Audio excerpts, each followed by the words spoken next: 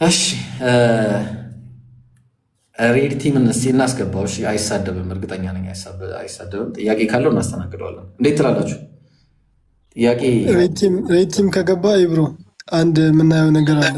ባለፈው ቤት ከፍቶ በአርኪኦሎጂ ጥናት መሰረት የአላህ ሁለት እጆች በጣዖት መልክ ተስለው አንዴ ተገኝተዋል እያለ ነው። በነፃ ምርጫ ላይ ለምን እንዳልጠይቅ ትፈልጋለህ? አሁን አወራ ሬድ ቲም ችግር የለውም። ጥያቄ ይጠይቃለህ። ችግር የለውም። ቆይ ማሂሮ ችግር የለውም። ጥያቄ ይጠይቅ። እሺ ይጠይቅ። ጥያቄ ጠይቅ። ጥያቄ ካለ ጠይቅ። በስነ ስርዓት በአግባቡ ጥያቄን ጠይቅ፣ ትስተናግዳለህ። ጥሩ ፖይንት ነው።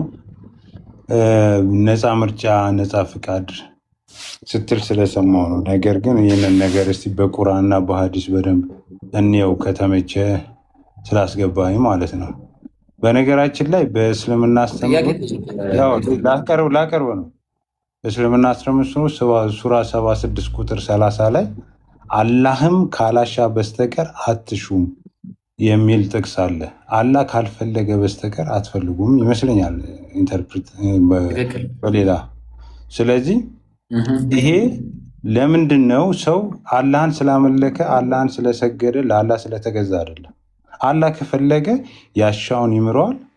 ምክንያቱም በሱራ 32:13 ላይ ባሻንም ኖሮ ነፍስን ሁሉ ቅንነቷን በሰጠናት ነበር አለ። ግን ከገሃነምና ምንድነው የሚለው? ከገሃነምን ከአጋንንትና ከሰዎች የተሰበሰቡ ሆነው በእርግጥ እሞላለሁ ማለቱ ቃሉን ከእኔ ተረጋግጧል። ስለዚህ ይህ ፈርስት ፕሮሚስ አድርጓል። ምን አድርጓል?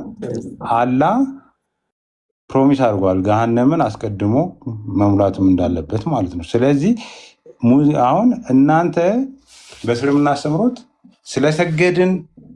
ስለሰገዳችሁ ሁሉንም ነገር ስላደረጋችሁ አይደለም። አላህ የፈለገውን ነው የሚያደርገው። በዚህ ላይ ተጨማሪ ጥቅሶች አሉ። በእነኚህ ላይ ትሄዱና ትሄድበት እንዴት ነው? ምክንያቱም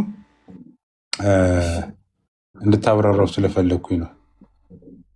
ችግር የለውም። በመጀመሪያ ግን አንድ ጥያቄ ልጠይቅ። እዚሁ ላይ ሀዲሱ ላይ ቁርአኑ ላይ ነው። አነስ ትገባለህ። ቆይ እዚሁ ላይ መጠየቅ ምንድን ነው?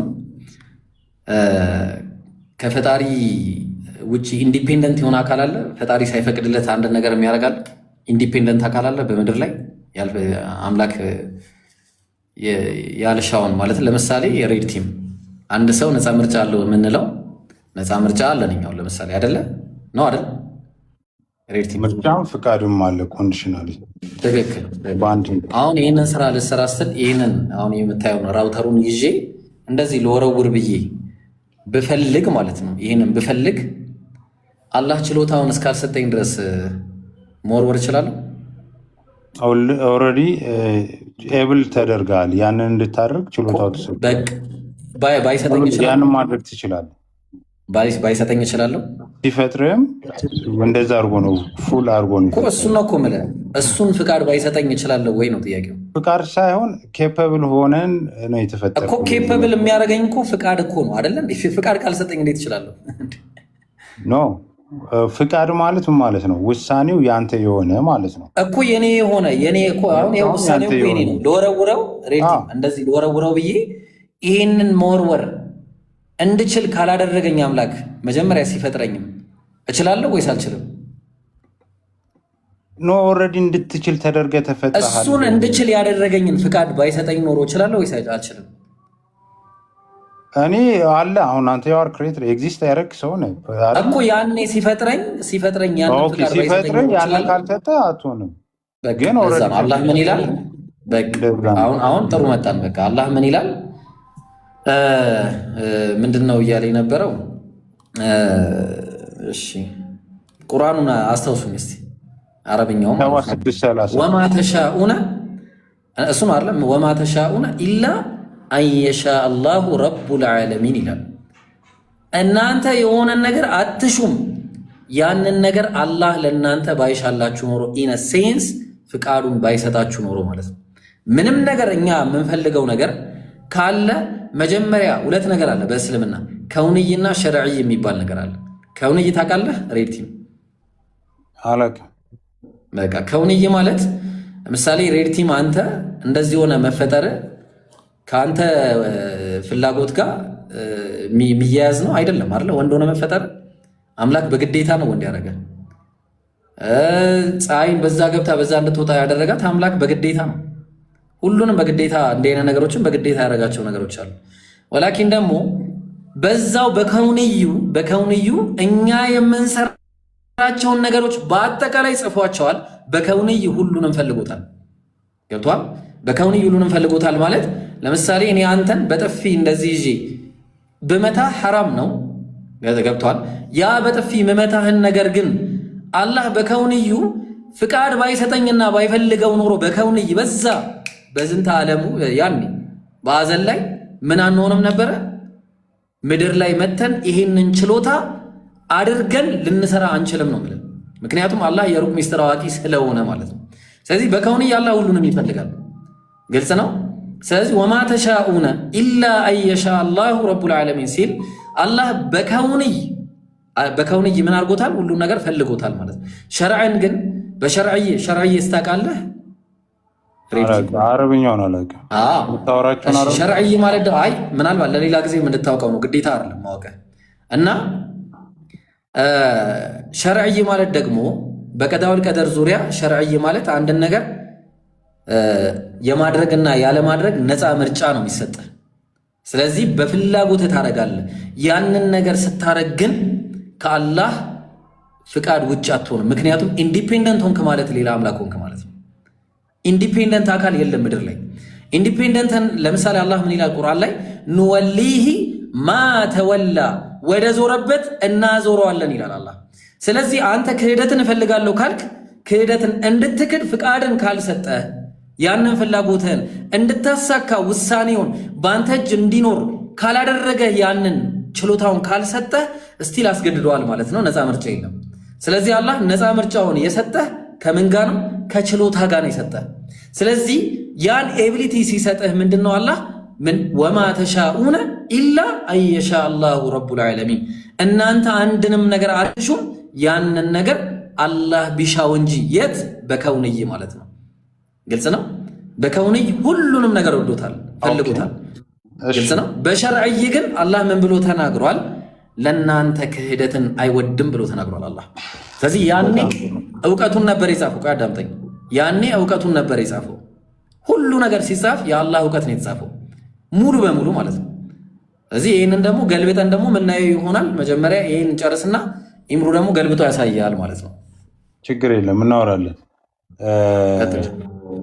አሁን የተባለውን ነገር ሰምታችሁ አላህ ያሻውን ነው የሚያደርገው። በፈጠረው አካል ላይ ሙሉ ስልጣን አለው እያለኝ ነው። አላህ ምን ያደርጋል? ያሻውን ያደርጋል። በዚህ ተስማምተናል እኮ። አላህ ምን ማለት ነው? ያሻውን ያደርጋል ስል ምንድን ነው ያልኩ? አላህ የፈለገውን ነው የፈለገውን ምንድን ነው ያሻው ምንድን ነው ያልኩ? ያሻውን ያደርጋል ነው የሚለው። እንደዛ ነው የሚለው። አላህ አንድንም ነገር አትሹ አላህ የሻው ነገር ቢሆን ነው አይደል የሚለው ጥቅሱ። አላህ የፈለገው ነገር አልከኝ አይደል? አዎ። ስለዚህ እኔ ቅድም ምን ብዬ ነው ያስረዳሁት? ይሄን ነገር ሞት ደረጃ እኔ ወንድ ተደረጌ ተፈጥሬያለሁ። እሱ ከውንይ ነው ያልኩት። አትደባልቀ ሬድ። እሱ ስለ ከውንይ ነው ይሄኛው ያወራሁት። እሱ እንዲገባ ነው ያንን የነገርኩ። ይሄ አሁን የነገርኩ ኤቢሊቲ ነው የሚሰጥ፣ ችሎታ ነው የሚሰጥ። ግልጽ ነው። ያንን ችሎታ ካልሰጠ አላህ ያንን ችሎታ ሊሰጥ ባይፈልግ ኖሮ ምን አይሆንም ነበር። ያ ያሰብከውን ነገር ማሳካት አትችልም። ይህንን ስልክ መወርወር፣ የያዝኩትን ራውተር መወርወር አንድ በል መልካም ፖቴንሻል በሆነ ነው የተፈጠርከው እኮ ፖቴንሻሉ ነው ያለው። አንድ ስማ እኮ እንደሰማህ እንደሰማህ ማለት ነው። ሬድ ቲም እንትን አትስራ። ምን ስትሮማን ፋላሲ አትስራ። አልሰራሁም። ስትሮማን እኔ ያልኩትን እንዳላልኩ አድርገህ የቆለመምክ ነው እያወራ ያልከው። እኔ ያልኩት ምንድን ነው? ያላልከውን እሺ ምንድን ነው ያልኩት? እኔ እያልኩ ያለሁት አንተ አስረዳ። እኔ እያልኩ ያለሁት ለምሳሌ በአላህ ፍቃድ ሁሉም ተፈጥሯል። ኦኬ፣ በዚህ ተስማምቻለሁ። አላህ የፈቀደውን ፈጥሯል። ለምሳሌ እኔ ወንድ እንደሆነ አድርጎ ተፈጠረ አልከኝ። ኦኬ፣ ተፈጠረ። ሴቶችም ሴት። ያ ምንድን ነው? በቃ ከመጀመሪያው ጀምሮ አላህ የወደደውን አድርጓል ነው። ዳሲት ነገር ግን እዚህ ጋር ነው ፖይንቱ። አሁን ከተፈጠርን በኋላ በሚሆነው ነገር ላይ ለምሳሌ እኔ ጀሃነም መግባት ብፈልግ ፈልጌ ሳይሆን ሳልፈልግ ብቀር ብፈልግ እንኳን አላህ ካልፈለገ በስተቀር ጀሃነም ጀነት መግባት ይላል። ለምን መሰለህ? ማስረጃ አምጣ እንደዛ አምጣ። ኦኬ ማስረጃው ምን መሰላችሁ? ሱራ 6 124 ምን ይላል መሰላችሁ? ኦኬ ሊያጠመው የሚሻውን ሰው ይላል። ሊያጠመው የሚሻውን ሰው ደረቱን ጠባብ ቸጋራ ወደ ሰማይ ለመውጣት እንደሚታገል ያደርገዋል ይላል። ሊያጠመው የሚፈልገውን ሰው እነማንን ነው የሚያጠመው? ቁርአን ላይ ቆይ የሚያጠመው እነማንን ነው? ቆይ ቅድም ሊያጠመው ይፈልጋል። የጠቀስከው ቅድም ከጠቀስኩት ውጭ አይደለም። እሺ የጠቀስከው ይህንን ነው። ሱረቱል አንዓም ምዕራፍ 6 ቁጥር 125 ነው። ሳታነሱ ጥያቄያችሁን እናውቀዋለን። አብሽር። ግን አሁን ጥያቄው ለምንድን ነው የሚጠሙት ነው? አላህ የሚያጠማቸው ብለን ስንል ምክንያቱም እኮ የሚያጠማቸው እነማንን ነው? ቆይ ትክክል ነህ፣ ስለፈለገ ነው። ግን እነማንን ነው የሚያጠማው? እነማንን የሚሆን ያልከው አንተ ነህ። እሱም ባይብል ላይ እናየዋለን። ስለዚህ አላህ ምን አለ? ቆይ አንዴ አዳምጣ። በቃ ጥያቄ ገብቶኛል። ሬቲም ጥያቄ ገብቶኛል። በቃ ገብቶኛል። ጥያቄ መቼ ላብራራው? ማብራራት አይደለም እኮ ጥያቄ ነው የምጠይቀው ብራዘር። አላህ ሊያጠመው የፈለገውን ሰው ማጥመም ይችላል ወይንስ አይችልም? አዎ የሚያጠማቸው እነማንን እንደሆነ ላሳይ ይችላል። እነማንን እንደሆነ ነው። ሱረቱል ቀሰስ ምዕራፍ 28 ቁጥር 56 ላይ እንዲህ ይላል፣ ኢነከ ላ ተህዲ መን አሕበብተ አለ። አንተ የፈለግከውን አትመራም አለ። እሺ ማን ነው የሚመራው? ሬድቲም የሚመራው ማን ነው? አላህ ነው የሚመራው። ወላኪን አላህ ያህዲ። ለምንድን ነው የሚመራው? እስቲ ይህን አማርኛውን አንብብልኝ። ለምንድን ነው የሚመራቸው? እሺ የሚመራቸው ሲፈልግ ለማጥመም ሲፈልግ አንብበው። ይህን አንብበው። ቆይ ለማጥመም ወይንም ለማጥመም? ይህን አንብበው። እርሱም ቅኖችና አዋቂ ይላል። ቅኖችን ስለሚያውቅ ነው አይደለ? የልቦችን ስለሚያውቅ አንድ። ሁለተኛ አሁንም ኧረ ቆይ ልንገርህ አንድ ጊዜ። እንደ ምን ሆነ ነው ብራዘር? ወደዚህኛው እንምጣና እንግባባ ነው። ሬድ ቲም ቆይ አንዴ አነብልሃለሁ። አንተ ነብይ ሆይ አለ ከምርኮኞች በእጆቻችሁ ላሉ በላቸው አለ። አላህ በምናችሁ ያለውን ውስጥ ምን አለ? አላህ በምናችሁ ያለውን አለ አንብበው ብራዘር። እንድታነበው ነው የፈለግኩት። ሙሉን ማንበብ ነው የፈለግኩት። እቺን አንብብልኝ አንዴ እኮ ሙሉን ላንብበው ወንድም አለ እኮ አንብበው። ይኸው ይሄን አንብብልኝ። አንተ ነቢይ ሆይ ከምርኮኞች ይቀጥል። ሙሉን አንብበው። እሺ ያው ቀጥል። ቆይ እኔ ልክፈተው። ለምን አልከፍተው? ይኸውልህ እንዴ አይደለም። እሺ እንደሱ አድርገው። አንተ ነቢይ ከምርኮኞቹ በእጆቻቸው ላሉት ከምርኮኞቹ በእጆቻቸው ላሉት በላቸው ውስጥ ምንድን ነው? አላህ በልቦቻቸው ነው የሚለው። ያኛው በላቸው። ኦኬ በልቦቻቸው ሶሪ እንዳነበው አልፈለግም። ከፍተው ነው ባነበው ይሻላል። እሺ ያው አንብብሽ አንብብ። አላህ በልቦቻቸው ውስጥ በጎን ነገር እምነትን አለ። በጎን ሳይሆን በጎን አይደለም፣ በጎን አይደለም፣ በጎን ነው የሚለው። ሬትም እሺ እዚህ ጋር ልክፈተው እንናገር ዛሬ ልክፈተው እንትን ሶሪ ይቅርታ። ኢምሩ አለ አንዴ ሰላት ልስገድ። እሺ ቀጥል። አፉ በለኝ። ሰላም አለይኩም ወራህመቱላህ። እንዴት ናችሁ? ያቻ ወአለይኩም ሰላም ወራህመቱላህ። እንትን እያሳየሁት ነበረ። እየሰማ ነው መቼ ሱረቱል አንፋል ምዕራፍ 8 ቁጥር 7 ላይ በፈለግከው መጀመር ትችላለህ። ቀጥል እንደገና።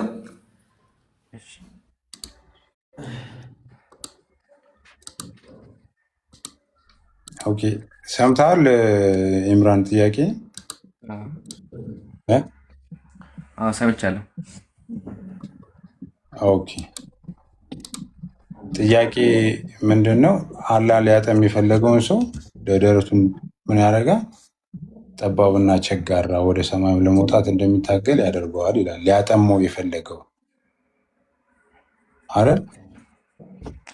አው ግን ቁርአን ላይ እንደዛ ነገሮች በምን መንገድ እንደሚመጡ ታውቃለህ?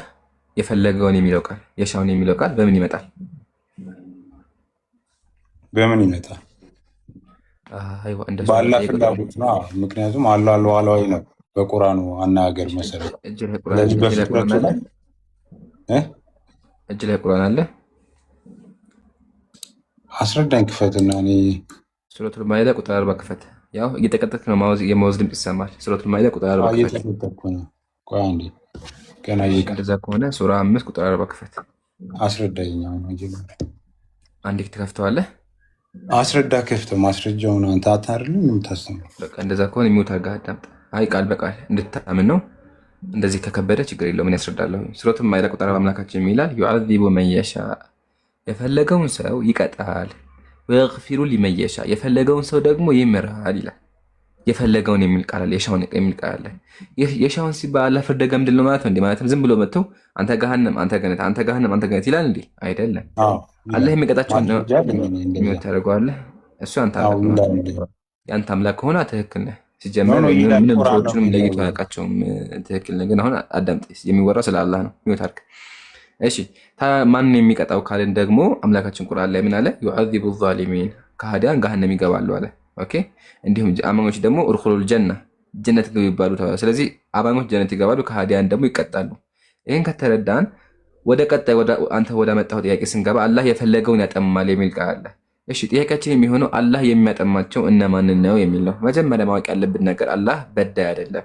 ሱረቱ ፊተር ቁጥር 40 ላይ አምላካችን ምን አለ? ወማ ካነ ረቡከ ቢዘላሚን ሊልዓቢድ አለ። ጌታ ለባሮቹ በዳይ አይደለም አለ። አላህ ሰዎችን አይበድልም። አንተ ምትል ዝም ብሎ አያጠምህም። ታዲያ እነማንን የሚያጠማቸው ካለን ለምን አናወራም? ትምህርት እንትኑን እናወራው።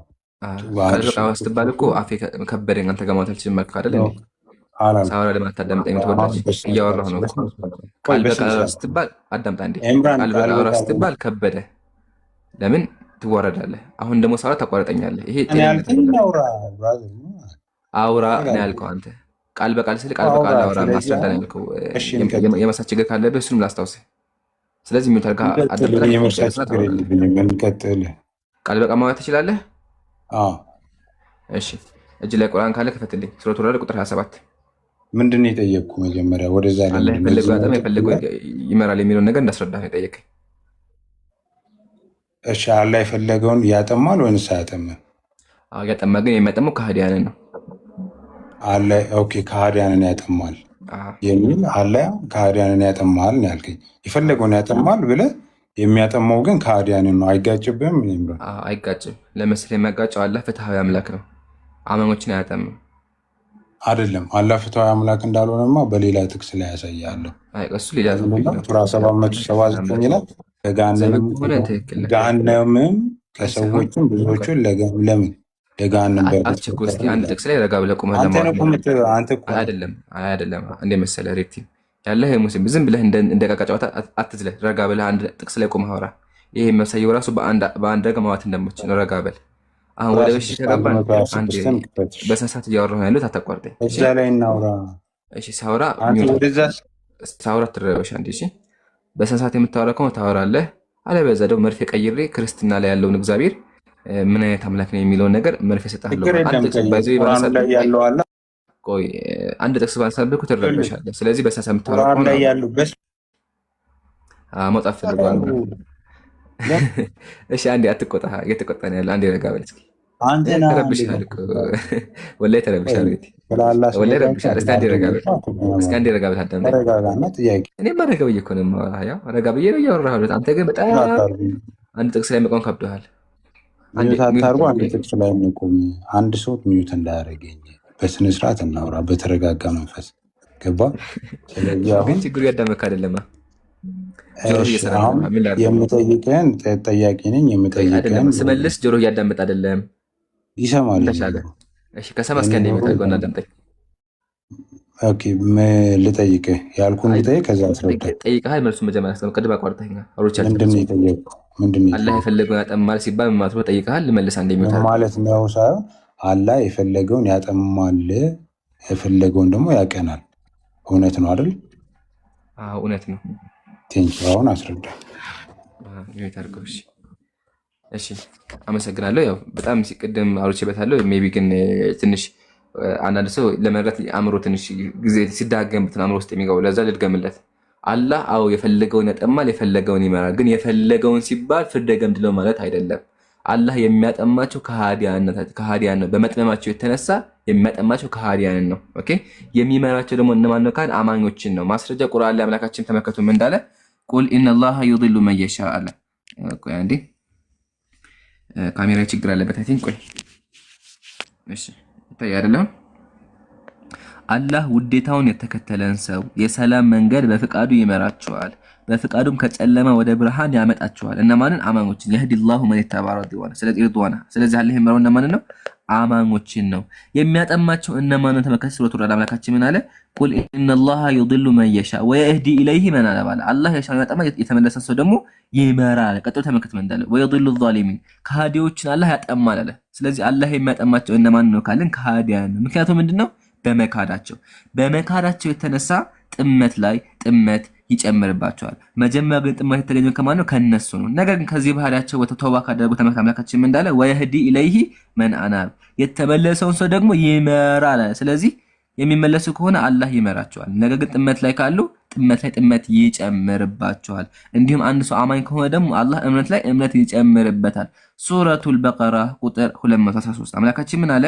አላህ እነዚያ ያመኑትን ሰዎች ለእነዚያ ከእርሱ በፍቃዱ ለተለያዩት በፍቃዱ መራቸው። እነማንን? ያመኑትን። ስለዚህ ለመመራት ማመን ያስፈልግሃል። ከሃዲ ደግሞ ከሆን ክደት ላይ ክደት ይጨመርብሃል ነው። እንዳንተ አይነቱ ማለት ነው። አላህ ከዚህ አይነት ባህሪ ያውጣ።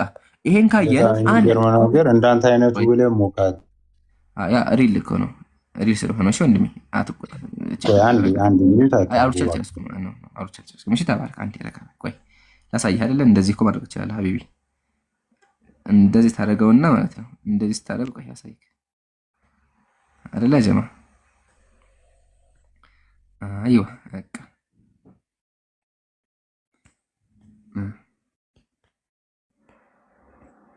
ይሰራል። እሺ ይሰራል። ረጋ በል እስከሚሰራ ድረስ ትጠብቅ። በቃ አሁን ይሰራል። አሁን በደንብ ማዳመጥ ትችላለህ ማለት ነው። ስለዚህ አላህ የሚመራቸው እነማን እንደሆኑ በደንብ አይተናል። ነገር ግን አላህ ለምን ከሃዲያን አጠመማቸው ወይም ደግሞ ለምን አልመራቸውም የሚል ጥያቄ ከተነሳ አምላካችን መልሱን ተናግሮ ቁርአን ላይ አምላካችን ምን አለ? ከይፈ የህዲላሁ ቀውመን ቀድ ከፈሩ በዕደ ኢማኒሂም አለ። እነዚያ ስለ ዲን ተመከሰሩ ቃል በቃል ብላቸው እነዛ አለ ከእምነታቸው በኋላ መልእክተኛው እውነት መሆኑን ከመሰከሩ በኋላ የተብራሩ አንቀጾችን ከመጡላቸው በኋላ የካዱትን ህዝቦች አላህ እንዴት ይመራቸዋል? ኦልሬዲ ጠማማ ሆኗል። ስለዚህ አላህ ሊመራቸው አይችልም። አላህ የሚመራው አማኞችን ነው። ጠማማ በመሆናቸው ጥመት ላይ ጥመት ይጨመርባቸዋል እንጂ እንደ እግዚአብሔር ዘሎ አላጠመማቸውም። ይሄ እስልምናችን ላይ ግልጽ አስተምሮ ነው። ለምን አምላካችን ምንድነው? ያው ወማ ካነ ረቡከ ቢዘላሚን ሊልዓቢድ፣ ጌታ ለባሮቹ በዳይ አይደለም ብሎ በአራት ነጥብ ዘግቶታል። እሺ ግልጽ ይመስለኛል። ስለዚህ ስናጠቃለው ምንድነው? አማኝ ካለ አላህ ይመራዋል። ከሃዲ ደግሞ ከሆነ ክህደት ላይ ስላለ ክህደት ላይ ክህደት ይጨምርበታል ነው። ግን በጣም እስካሁን ድረስ ያልተመለሰልኝ የሚያወዛገበኝ ነገር ምንድነው? መጽሐፈ መክብብ ምዕራፍ 13 እንደዚህ ይላል፣ የእግዚአብሔርን ስራ ተመልከት። እሺ ልመልከት። ኢምሮ አብረን እናውራ፣ ይሄን ነገር እናውራ። ደስ ይለኛል ሀቢቢ። አዎ እንደተለመደው መርፌ ቀይረ መሰለኝ። እንትን ነው እየለበሽ ስለሚወት አድርጊ አይችልም ሚውት ማንሳት። ቁጭ ብለዋል እርር እያለ ያዳምጣል። ቀጥል። ልጀምረው። ተመልከታ ጀማ፣ የእግዚአብሔርን ስራ ተመልከት፣ እርሱ ጠማማ ያደረገውን ማን ሊያቀናው ይችላል አለ። ሰዎችን የሚያጠመው ማን ነው? እግዚአብሔር ነው። እዚህ ጋር ችግር የለውም። በቃ ጠማማ ስለሆነ እንኳን እንዳንል ደግሞ ችግሩ ምን ላይ ነው ስንል ሰዎቹ ኦልሬዲ መስማት አይችሉም ማየታቸው እግዚአብሔር ደንቆሮ አድርጓቸዋል። ቃል በቃል ወርድ በወርድ ደንቆሮ አድርጓቸዋል።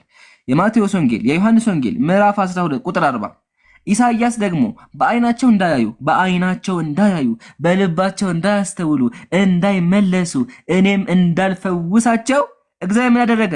አይናቸውን አሳወረ፣ ልባቸውን አደነደነ ብሏልና ስለዚህ ማመን አቃታቸው አለ። ሰዎቹ እንዳያምኑ እግዚአብሔር አስቀድሞ ደንቆሮ እና መስማት የማይችሉ አሳወራቸው፣ እውር አደረጋቸው በአይናቸው እንዳያዩ። ስለዚህ እግዚአብሔር አይናቸውን ካሳወረ በኋላ እንዳይሰሙ ካረጋቸው በኋላ የክርስቲያኖች አምላክ ምን አደረገ? ኢየሱስን ላከውና ስበክ አለው። ይሄ ነው ክርስትና፣ ያ የዮሐንስን ቃል በቃል። በእስልምና ግን እንደዛ አይነት አስተምሮ የለንም። አላህ ሰዎችን አይበደሉም። ኮሜንት አንድ ሀሳብ ተነስቶ ነበረ። አላህ ሰዎችን ለምን የሚያጠምቅ ከሆነ እንዴት ብሎ ነው የምንቀበለው? ወይም ደግሞ ኦልሬዲ እኮ አጥሟቸዋል ለምን ያጠመናል የሚል ነገር ነው። መጀመሪያ ጥመቱ የተገኘው ከእናንተ ነው። አንድ ሰው እውነትን የሚፈልግ ከሆነ አላህ እውነትን ይሰጠዋል። እውነትን ደግሞ የማይፈልግ ደግሞ ከሆነ ክህደት ላይ ክህደት ይጨምርበታል ነው። ክርስትና ላይ ያለው ሊመልስ የሚችል ደፋን ክርስቲያን ካለ ይግባ። ወንድሜ ብሎ ቀጥል። ኦኬ እንትን ሰዓቱ ማስተካከል ይቻላል ላይ ግልጽ ነው። አዎ ገብቶኛል። በቃ ጥያቄ ስትጠይቁ ያጀማል አንቺ ብቻ ሳይሆን ለሁሉም ሰው ጥያቄ ስትጠይቁ የጥያቄው መጨረሻ ነው። አሁን እኔ ከይቅርታ ጋር እኔ እንደዛ ነው የምፈልገው። ከዛስ መጨረሻሽ ምን ይሁን? ነብዩ ሰለላሁ ዐለይሂ ወሰለም ከአንድ በላይ ሚስት አገብተዋል። እሺ ምን እንደዛ ነው መጨረሻው ነው። የኔ ጥያቄ ይሄ ነው። እሺ መኪ በቃ እንደዛ ነው። የፈትዋ ጥያቄ አደራ ማንም ሰው እንዳይጠይቀኝ። አሁን የገባው የጊፍት ምልክት ያለ ልጅ እንዲሁ አጠያየቅህን ሳየው እውቀት ያለው ይመስላል፣ ግን ጥያቄህ ደግሞ እንደማናስተናገድ እያወቅህ ነው እየጠየቅ ያለው። ቀጥል። ምንድን ነው ጥያቄ? እሺ ምን አይነት ጥያቄ ልጠይቅህ? እኛ የምጠይቀን ንጽጽራዊ ጥያቄ በፕሮፌሽናችን መሰረት። እሺ ሀቢቢ ፕሮፌሽናችን እኛ እኔ ሙፍቲ አለው አይደለ እንዴ? ሙፍቲ ነኝ ስታየኝ እዚህ ጋር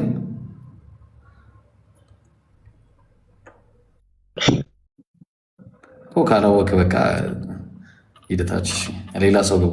ምንድን ነው የሚያደርገን? መቶ እኔ እንጂ ይለኛል እንዴ? እሺ ሌላ ጥያቄ ያለው ሰው አታዝጉና ላላ ብላችሁ እኛ ከስንቱ ጋር ከክርስቲያኑ ጋር እየተዳረቀን እንደገና ከእናንተ ጋር ድጋሚ እንዳረቅ እዚህ ጋር መተን ደግሞ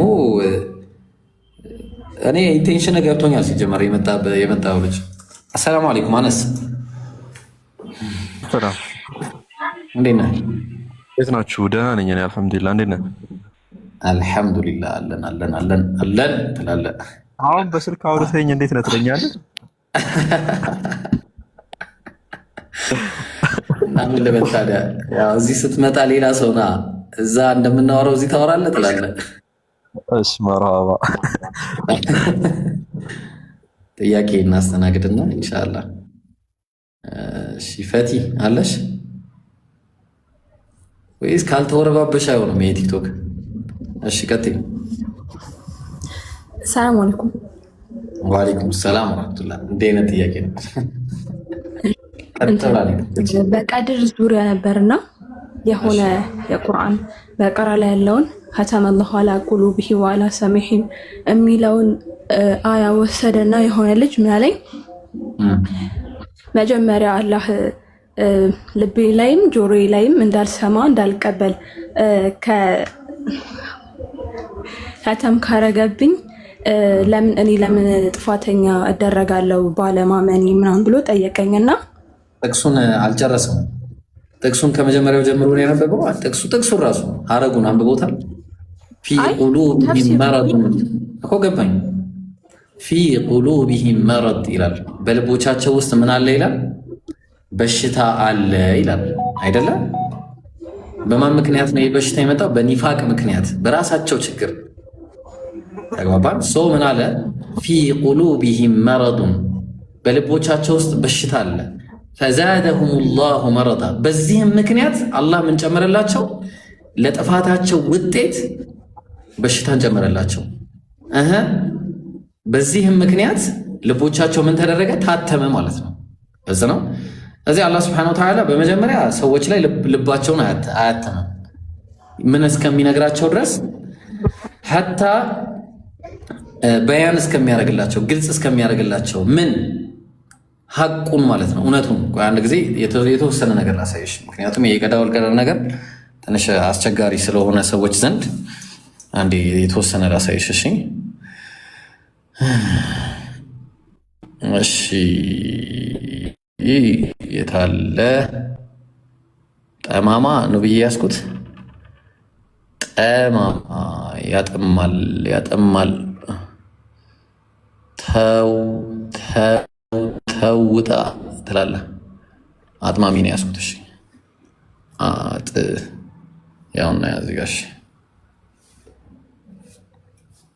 ኦልራይት ፊ ቁሉቢሂም መረዱ። በደንብ አዳምጡ እሺ። ያጀማ ትንሽ ሰፋ አድርጌ ላብራራላችሁ፣ ምክንያቱም ይሄ ለሌላ ሰው ስለሚጠቅም ማለት ነው። ለአንድና ለሁለት ሰው ሳይሆን ለብዙ ሰው ስለሚጠቅም። እሺ ምንድን ነው? በመጀመሪያ ደረጃ እሱ ብቻ አይደለም። እዚህ ጋር አላህ ሱብሓነሁ ወተዓላ ቁርአን ላይ በደንብ አዳምጡ። ቢያንስ ሪካርድ አድርጋችሁ ለሰዎችን ብትሰጡ ምናምን ተጠቃሚ ትሆናላችሁ፣ አላህ ዘንድ ምንዳን ታገኙበታላችሁ። እሺ አጀማ ሪካርድ ብታደርጉትም ማለት ነው። እሺ ምንድን ነው? በመጀመሪያ አንቺ የጠየቅሽው ጥያቄ ብቻ አለን፣ ብዙ የሚነሱ ጥያቄዎች አሉ በዚህ ላይ። እሱንም መልሼ ልሂድ። በሱረቱ ናሕል ምዕራፍ 16 ቁጥር 93 ላይ ምን ይላል አላህ? ወለው ሻአ አላህ፣ አላህ ቢሻ ኖሮ ምን ያደርግ ነበር? ለጀዐለኩም ኡመተን ዋሂዳ፣ አንድ ህዝብ ያደርጋችሁ ነበረ። ግን ነፃ ምርጫ ስላለ ይህን አያደርግም አላህ። ምክንያቱም ሁሉንም አንድ ካረገውማ ምን ይሆናል? በአጠቃላይ ሁሉም የተመራ ይሆንና በግዴታ ይሆናል፣ እንደ መላይካዎች ይሆናሉ ማለት ነው ሰዎች። ግን አላህ ምንድን ነው የሚያደርገው? በነፃ ምርጫ እንድንኖር አረገ ማለት ነው። ከዚህ በኋላ ግን አለ ምን አለ አላህ? ወላኪን ዩድሉ መን የሻእ፣ አላህ የፈለገውን ያጠማል አለ። ወየህዲ መን የሻእ፣ የፈለገውን ደግሞ ወደ ቀጥተኛው ጎዳና ይመራል የሚል ጥያቄ ያነሳሉ። እንዴት አላህ ያጠማል የሚሉ። ስለዚህ ይህንንና እነዚህን የመሳሰሉ ጥያቄዎች አሉ። ለምሳሌ አላህ ስብሐነሁ ወተዓላ ይህንን ጥያቄ አስመልክቶ ይህንን ጥያቄ የአንቺ ጥያቄ በዚህ ውስጥ ነው የሚመለሰው። ይህን ጥያቄ አስመልክቶ እንደዚህ አይነት ጥያቄዎች ሲመጡ የነዚህ ተመሳሳይ የሆኑ ሌሎች ጥቅሶች አሉ እና እንያቸው። ለምሳሌ አላህ በሱረቱ ኒሳ ምዕራፍ 4 ቁጥር 116 ኢነላህ ላ የግፊሩ አን ዩሽረከ ቢህ፣ አላህ እነዛ ሙሽሪክ የሆኑ ሰዎችን አይምራቸውም ከሞቱ በኋላ አለ። ግን ወየግፊሩ ማ ዱነ ዛሊከ ሊመን የሻእ አለ፣ ለፈለገው ደግሞ ይምራል ከዚህ ውጭ ላለ አለ። አሁን በደንብ አድርጋችሁ አዳምጡ። ኢነላህ ላ የግፊሩ አን ዩሽረከ ቢሂ አለ። ምንድነው ያለው? አላህ በእሱ ላይ ማጋራትን አይምርም አለ አይደለ? ግን ደግሞ አላህ በሱረቱል በቀራ ምዕራፍ 2 ቁጥር 284 ላይ ምን ይላል? ፈየግፊሩ ሊመን የሻእ ወዩዐዚቡ መን የሻእ፣ አላህ ለፈለገው ይምራል የፈለገውን ደግሞ ይቀጣል አለ። ስለዚህ የፈለገውን ይምራል ከሚለው ውስጥ ከነዚህ ውስጥ ማለት ነው ፈየግፊሩ ሊመን የሻእ ከሚለው ውስጥ እነማን ይወጣሉ? ኢነላህ ላ የግፊሩ አን ዩሽረከ ቢሂ፣ አላህ በሱ ላይ ማጋራትን አይምርም የሚሉት ፈየግፊሩ ሊመን የሻእ የሚሉት ይወጣሉ ማለት ነው። እነዛ ይወጣሉ ከዚህ ውስጥ ማለት ነው። ግልጽ ነው። ልክ እንደዚሁ ሁሉ አላህ ዩድሉ መን የሻእ ወየህዲ መን የሻእ ሲል ከዚህ ውስጥም ተነጥለው የሚወጡ ሰዎች አሉ ነው። እነማን ናቸው? እንያቸው። ለምሳሌ አላህ ሱብሓነሁ ወተዓላ በሱረቱ ኒሳ ምዕራፍ 4 ቁጥር 147 ላይ ማ የፍዐሉ ላሁ ቢዐዛቢኩም ኢን ሸከርቱም ወአመንቱም፣ አላህ እናንተን በመቅጣት ላይ ምን አለው አመስጋኝና ከዛ ካመሰገናችሁ በኋላ የምታምኑ ከሆነስ አለ። ወካነ አላሁ ሻኪረን ዐሊማ፣ አላህ ወረታን መላሽና አዋቂ የሆነ ጌታ ነው ይላል። ስለዚህ አላህ እኛ ምናመሰግንና ምናምን ከሆነ አይቀጣንም፣ ያዙልኝ፣ አያጠመንምም። በሱረቱ አተውባ ምዕራፍ 9 ቁጥር 115 ላይ ወማ ካነ አላሁ ሊዩድለ ቀውመን በዕደ ኢዝ ሀዳሁም፣ አላህ ሰዎችን ከመራቸው በኋላ መቼም አያጠማቸውም ማለት ተግባባን። ወማ ካነ አላሁ ሊዩድለ ቀውመን፣ ህዝቦችን አላህ አያጠምም እስከ መቼ? በዕደ ኢዝ ሀዳሁም፣ ምን እስከሚያደርጋቸው? ከመራቸው በኋላ ምን እስከሚያደርጋቸው ሐታ ዩበይነ ለሁም ማ የተቁን የሚፈሩትን የሚጠነቀቁትን ይሄን አርጉ ይሄን አታርጉ የሚለውን ቃል ሳይነግራቸው በፊት አላህ ሰዎችን ከመራቸው በኋላ አያጠማቸውም ይላል። ምክንያቱም ኢነላሃ ቢኩሊ ሸይኢን ዓሊም አላህ በነገር ሁሉ አዋቂ ነው። አዋቂ የሆነ አካል ደግሞ ያለ አግባብ አንድን አካል ሊያጠማ አይገባውም ነው ቁም ነገሩ። ስለዚህ አላህ ሱብሓነሁ ወተዓላ አንድን ሰው የሚፈራውን ይሄን አርግ ይሄን አታርግ የሚለውን እስካልነገረው ድረስ ከተመራ በኋላ ለጥመት አይዳርገውም ይላል።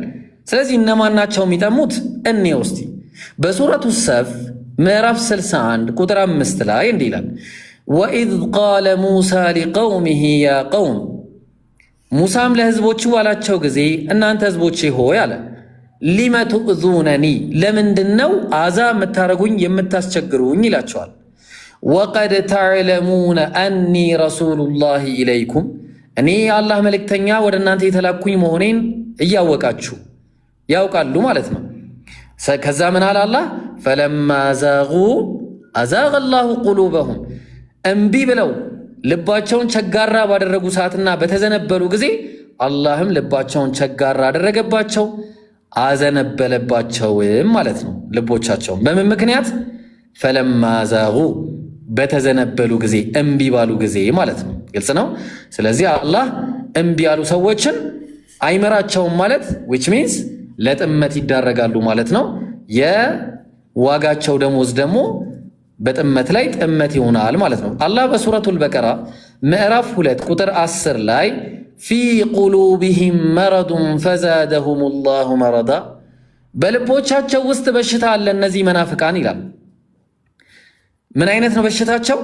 እንዲህ እያለ ይነግረናል ወረድ ሲል ማለት ነው። አላህ ወደ ህዝቦቻቸው ማን ነው ወደ አማኞች ፈለማ እነዛ ያመኑትን ባገኟቸው ጊዜ ቃሉ አመና አምነናል ይላሉ። ከዛ በኋላ ግን እነዛ ያመኑትን ተለይተው ወደ እነሱ ወደ ዘመዶቻቸውና ወደ ሸይጣኖቻቸው ሲመለሱ ምን ይላሉ? ቃሉ ኢና ማዕኩም ኢነማ ነሕኑ ሙስተህዚኡን ይላሉ። እኛ ከእናንተ ጋር የምንቀልድ እንጂ አምነን እኮ አይደለም በማለታቸው ምን አለ አላህ ፊ ቁሉቢሂም መረድ በልቦቻቸው ውስጥ በሽታ አለ አለ፣ የኒፋቅ በሽታ። ምን ሆነ በዛ ችግር? ፈዛደሁም ላሁ መረዳ ለስራቸው ደሞዛቸው ደግሞ በበሽታ ላይ በሽታን ጨመረላቸው አላህ ይለናል። ግልጽ ነው። በዚህም ምክንያት ወለሁም ዐዛቡን አሊሙን ቢማ ካኑ የክዚቡን ሲሰሩት በነበረው ማለትም ሲዋሹት ሲያስተባብሉ በነበረበት ምክንያት አላህ የጀሃነም እሳትን አዘጋጅቶላቸዋል ይላል። አላህ በሱረቱል አዕራፍ ምዕራፍ 7 ቁጥር 146 ላይ ሰአስሪፉ ዐን አያቲ ከኔ አንቀጾች ፊታቸውን አዞርባቸዋለሁ አለ አላህ። እነማንን? አለዚነ የተከበሩነ ፊል አርድ ቢገይሪል ሐቅ ያለ ምክንያት በምንም አይነት ሐቅ ሳይገባቸው በምድር ላይ የሚኩራሩ የሆኑ ሰዎችን ምን አረጋቸዋለሁ አለ አላህ። ሰአስሪፉ ዐን አያቲ ከኔ አንቀጾች ልባቸውን አዞረዋለሁ አለ አላህ። ስለዚህ ይሄ ነው ማለት ነው የደሞዛቸው። አሁንም ለዛ ነው አላህ ምን አለ ታዲያ እንደዚህ አይነት ጠማማና እንዲህ አይነት የማይታዘዙ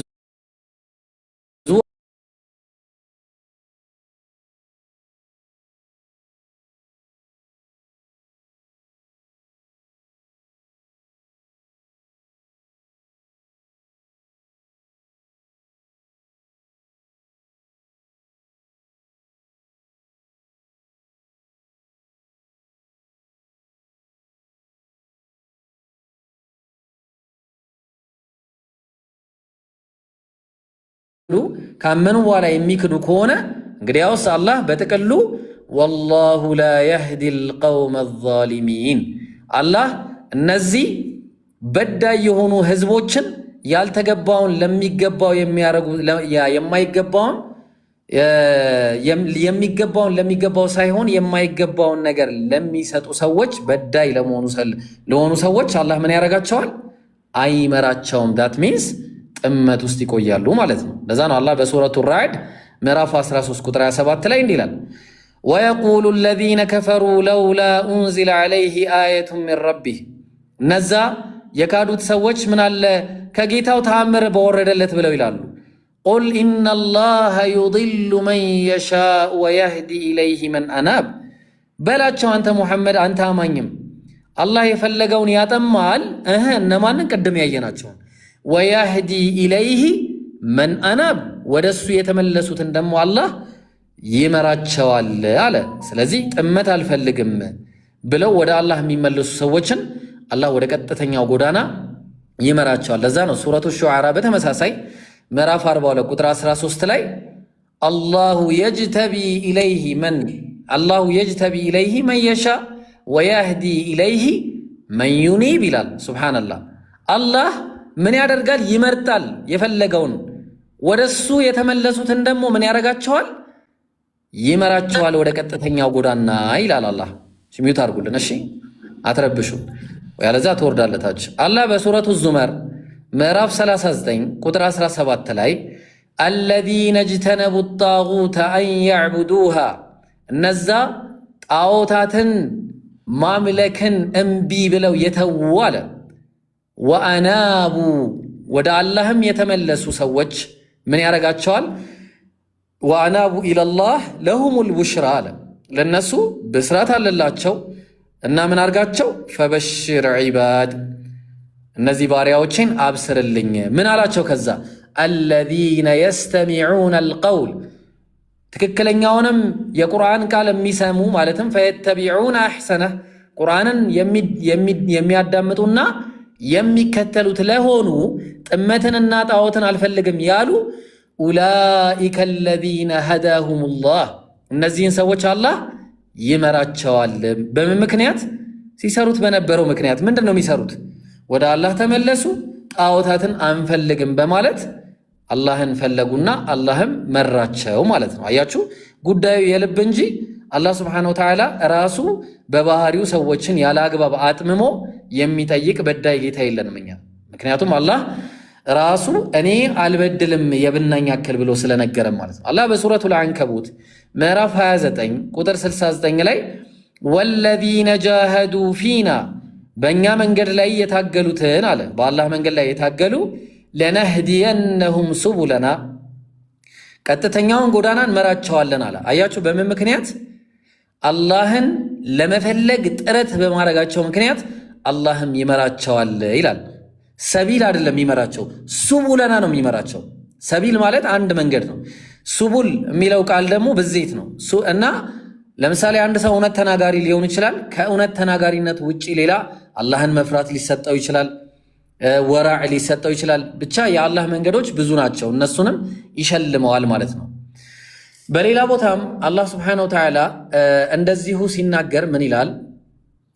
በሱረቱል ቀሰስ ምዕራፍ 28 ቁጥር 56 ላይ ኢነከ ላ ተህዲ መን አሕበብት አንተ የፈለግከውን አትመራም፣ አንተ ኢብራሂም፣ አንተ አነስ፣ አንተ ማሂር፣ አንተ ሸጀማል፣ ሁላችሁ እዚህ ላይ ያላችሁ ሰዎችም ነቢያችንንም ሙሐመድን ዓለይሂ ሰላቱ ወሰላም የፈለግከውን አትመራም። ወላኪነ አላህ የህዲ መን የሻእ አላህ ግን የፈለገውን ይመራል። ለምን? ምክንያቱን ይመልስልን። ወሁወ አዕለሙ ቢልሙህተዲን አላህ ማን ለመመራት ትክክለኛ ቦታ ላይ እንዳለ ስለሚያውቅ ማለት ነው። ልቡ የመመራትና ቅናቻ ጎዳናን ማን መከተል እንዳለበት ስለሚያውቅ ማለት ነው። ምክንያቱም የልባችንን ቁም ነገር ውስጣችንን ስለሚያውቅ ማለት ነው። ስለዚህ አላህ በሱረቱል አንፋል ምዕራፍ 8 ቁጥር 70 ላይ ያ አዩሃ ነቢይ አንተ ነቢይ ሆይ ቁል ሊመን ፊል አይዲኩም በእጃችሁ ላሉ ነገራቸው ሚነል አስራ እነዛ ምንድነው በምርኮ የተያዙ ማለት ነው፣ ወይ ደግሞ እስር ቤት ውስጥ የተቀመጡ ማለት ነው። አይ ቲንክ ባለሳሳት እንደዛ ይመስለኛል። ቆይ አንዴ ምርኮኞች ምን አለ አላህ ማን ነው ኢያዕለሚላሁ ፊ ቁሉቢሂም በልቦቻቸው መኖሩን ማለትም እንደሚሰሩ ቢያውቅላቸው ኖሮ ማለትም እንደማይሰሩ ስላወቀ ኢያዕለሚላሁ ፊ ቁሉቢሂም ኸይራ በልቦቻቸው ውስጥ መልካም ነገር ቢኖር ኖሮ ዩእቲኩም ኸይራ መልካምን ነገር ይሰጣችሁ ነበር አለ። ስለዚህ አላህ የልብን ስለሚያውቅ ምን አለ? ኢነከ ላ ተህዲ መን አሕበብት አንተ የፈለግከውን አትመራም፣ ወላኪን አላህ የህዲ መን የሻ አላህ እሱ የፈለገውን ነው የሚመራው አለ። በምክንያት ወሁወ አዕለሙ ቢልሙህተዲን አላህ ማን ለመመራት ልቡ ክፍት እንደሆነ ማን ደግሞ በጠሩል ሐቅ ወይ ደግሞ ሐቅን አልቀበልም በማለት ልቡን የሚያዘነብል ማን እንደሆነ በግልጽ ቁርአኑ ላይ ስለነገረን ማለት ነው። ታገሱኝ፣ አንድ የተወሰነች ብቻ ነው ማሳያችሁ። አላህ በተመሳሳይ በሱረቱል አንዓም ምዕራፍ 6 ቁጥር 125 ላይ ፈመን ዩሪድላሁ አን የህዲየሁ የሽረሕ ሰድረሁ ሊልኢስላም ይላል። ልብ አድርጉ። አላህ ወደ እስልምና ሊመራው የፈለገውን አለ ልቡን ይከፍትለታል። ለምን? ልቡን ስለሚያውቀው። ቅድም እንዳልነው ወመን ዩሪድ አን ዩድለህ እንዲሁም ሊያጠመው የፈለገውን ልቡን ስለሚያውቀው የጅዐል ሰድረሁ ደይቀን ሐረጃ ልቡን ቸጋራ ያደርግበታል። ሐረጅ በጣም የሚቸገር ያደርገዋል፣ ጠባብም ከአነማ የሰዐዱ ፊ ሰማ ወደ ሰማይም ኦክሲጅን አቶ ትንፋሽ እንደሚያጥረውና እንደሚጨነቅ አይነት ያደርገዋል ይላል አላህ። ከዛሊከ የጅዐሉ ላሁ ሪጅሰ ዐለ ለዚነ ላ ዩእሚኑን አለ። ተመልከቱ፣ አያችሁ በማያምኑት ላይ እንዴት ርክሰትን እንደሚያደርግባቸው አላህ ተመልከቱ በማለት አላህ ምን ይላል ሱብሓነሁ ወተዓላ እነዚህ ለመመራት ማን ቅርብ እንደሆነ ልባቸውን ስለሚያውቅ ምን ያደርጋቸዋል? ልባቸውን ለእስልምና ክፍት ያደርግላቸዋል ማለት ነው። ለዛ ነው አንድ ሰው ሲመራ በገዛ ፍቃዱ እንጂ አላህ አስገድዶት አይመራም። ምን አለ አላህ በሱረቱል ኢስራ ምዕራፍ 17 ቁጥር 15 ላይ መን ይህተዳ የተመራ ፈኢነማ የህተዲ ሊነፍሲህ ለራሱ ለገዛ ጥቅሙ ሲል ነው የሚመራው አለ ራሱ። ወመን ضለ የጠመመም አለ ፈኢነማ የضሉ ዐለይሃ በራሱ በገዛ ፍቃዱ ነፍሱ ላይ ነው የሚጠመው። የተመራም በራሱ ነው ለራሱ ነው፣ የጠመመም በራሱ ነው ለራሱ ነው በማለት አላህ ምን ይላል ይነግረናል። ለዛ እኮ ነው አላህ አንድን ሰው ምራቻን ከሰጠው በኋላ እንደማይነጥቀው አላህ ይነግረናል። እስከ መቼ? ያው ይንገረን አላህ በሱረቱ ራዕድ ምዕራፍ 13 ቁጥር 11 ላይ ምን ይላል? ኢነላህ አላህ እኮ ላ ዩገይሩ ማ ቢቀውም በህዝቦች ላይ ያለን ኒዕማ አይቀይርባቸውም አይነጥቃቸውም። እስከ መቼ? ሐታ ዩገይሩ ማ ቢአንፉሲሂም ራሳቸው በልባቸው ውስጥ ያለውን ችግር ማለትም ራሳቸው በልባቸው ውስጥ እምቢ ብለው እስካልሄዱ ድረስ ይላል። ኒዕማውን በገዛ ፍቃዳቸው አልፈልግም እስካላሉ ድረስ ማለት ነው። ስለዚህ አንድ ሰው ኒዕማን አልፈልግም ያለ እንደሆነ አላህ እንግዲያውስ ካልፈለግ ይኸው መብት ነው መጥመም፣ መብት ነው መመራት ብሎ አላህ ይሰጠዋል። ለዛ አላህ ምንድነው ኢነላህ ላ የዝሊሙ ሚስቃለ ዘራ አላህ የሰው ልጅ የብናኝ ያክልን እንኳን ስለማይበድል ማለት ነው። ግልጽ ነው። ባይሆን ወየህዲ ምን አለ ዩሪዱ ላሁ ሊዩበይነ ለኩም አላህ ለእናንተ የሚፈልገው ግልጽ ማድረግን ነው። እንደውም ወየህዲየኩም ሱነነ ለዚነ ሚን ቀብሊኩም ከእናንተ በፊት የነበሩት ወደ ቀጥተኛ ጎዳና የተመሩትን ሰዎች ሊመራችሁ ነው የሚፈልገው። ወየቱበ ዐለይኩም አላህም እናንተን መማር እንጂ መቅጣትን አይደለም ማጥመምን አይደለም የሚፈልገው ይላል እንግዲህ አላህ ሱብሓነሁ ወተዓላ። ስለዚህ በዚህም ምክንያት ነው እንግዲህ እና በመጨረሻ ማንን እንደሚያጠም ላሳያችሁና ያበቃልኛል ማለት ነው። ያበቃልኛል ሳይሆን ያበቃል። ሱረቱል ኢብራሂም ምዕራፍ 14 ቁጥር 27 ላይ ምን አለ አላህ? ዩሰቢቱ ላሁ አለዚነ አመኑ ቢልቀውል ሳቢት አላህ እነዛ ያመኑትን ሰዎች በምድር ላይ አምነው የሄዱትን ሰዎች ልባቸውን ምን ያደርግላቸዋል? ልክ ምድር ውስጥ ከገቡ በኋላ ሲጠየቁ ላኢላሃ ኢለላህ የሚለውን ቃል ምላሳቸው ላይ እንዲኖር ያደርግላቸዋል። ተግባባን? ገና ሊሞቱ ገርገራ ላይ እያሉ እንደገና ቀብር ውስጥ ከገቡ በኋላ ለሚጠየቁትም ጥያቄ ምን ያደርጋቸዋል? ዩሰቢቱ ላሁ አለዚነ አመኑ ቢልቀውል ሳቢት ምን ያደርጋቸዋል? ልባቸውን ወይ ደግሞ እነዚያ ያመኑትን ሰዎች እርግጠኝነትን ማረጋገጥን ልባቸው አፋቸው ላይ ያንን ቃል ይሰጣቸዋል ማለት ነው። በየት ፊል ሐያት ዱንያ ወፊል አኺራ በዱንያም ህይወት በአኺራም ህይወት እና ወዩድሉ ላሁ ዛሊሚን እነዛ የበደሉ ሰዎችን የአላህን መንገድ የማይከተሉ ካዲና ሙሽሪክ የሆኑ ሰዎችን ያጠማቸዋል፣ ያንን ሰባትንም አይሰጣቸውም ይላል አላህ። በተመሳሳይ በሌላ ቦታ ሱረቱል ጋፊር ምዕራፍ 40 ቁጥር 74 ላይ ዩድሉ ላሁል ካፊሪን እነዛ ካዲያንን ምን ያደርጋቸዋል? ያጠማቸዋል በክህደታቸው ምክንያት። በሌላ ቦታ ሱረቱል በቀራ ምዕራፍ 2 ቁጥር 26 ላይ ወማ ዩድሉ ቢሂ ኢለል ፋሲቂን እነዛ አላህን ከመገዛት እምቢ ብለው የሚሄዱትን ምን ያደርጋቸዋል? ያጠማቸዋል በማለት አላህ ይናገራል። እና በአጭሩ አላህ ሱብሓነሁ ወተዓላ የሚያጠማው እነዚህን እንጂ በገዛ ፍቃዳቸው የሰሩትን እንጂ አላህማ ነፃ ምርጫን እኮ ሰጥቶናል። ምን ብሎ ነፃ ምርጫ ሰጠን? ምንድን ነበረ ያለው? እሺ የፈለገ ይመን የፈለገ ደግሞ ይካድ ብሎ አላህ ሱረቱል ካህፍ ምዕራፍ 18 ቁጥር 29 ላይ እንደጠቀሰው ሁሉ። ስለዚህ ይህን ይመስላል። ግልጽ ነው ፈቲ?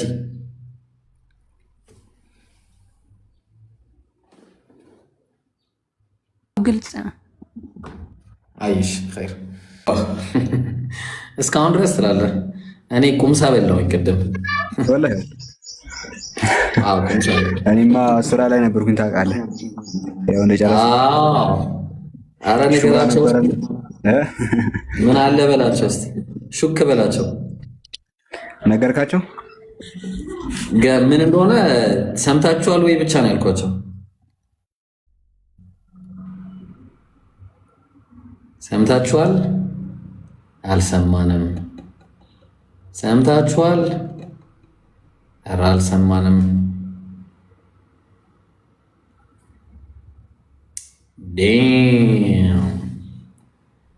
ዴም ትላለህ። አያችሁ? ይታያችኋል? የተለጠፈው ይሄ ማለት ነው። ላሳያችሁ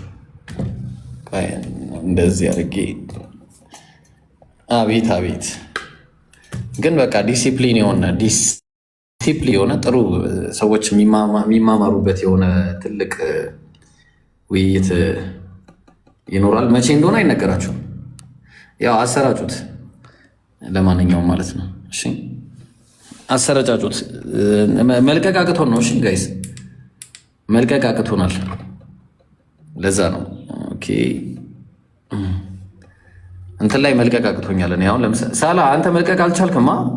ያንተም እንደዛ ነው እንደኔ? አልሞከርኩም ይብሮ አልሞከርኩም።